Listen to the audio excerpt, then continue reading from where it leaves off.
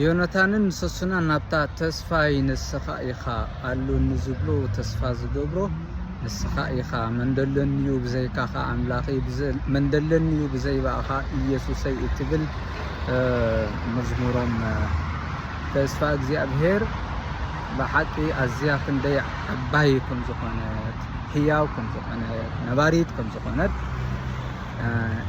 ይገልጹ ማለት እዩ። ሕጂ ሰባት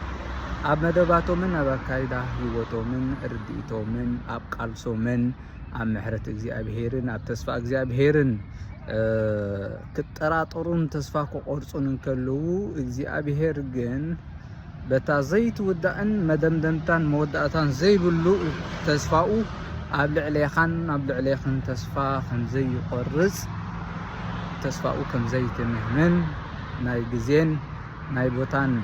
ናይ ኩነታት ህይወትን ገደብ ዘይብላ ተስፋ ኣብኡ ጥራሕ ከም ትርከብ ኣሚንና ኣታ ክርስቲያናዊ ተስፋና ኣጆኹም በኣይ እመኑ ብዝብል ተስፋ ኣብ እግዚአብሔር እትርከብ እንኳ ሓቀኛ ተስፋ ኣብኣ ተጸጊዕናን ተመርኪስናን ካብ ዘለናዮ ኩነታት ህይወትን ቃልስን ምብስጫውን ጭንቀትን ተንሲኢና ናብዛ ክርስቲያናዊ ተስፋ ምስ እንኸይድ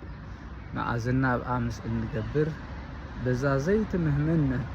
ዘይትርብርብ ተስፋ እግዚአብሔር ተንሲኢና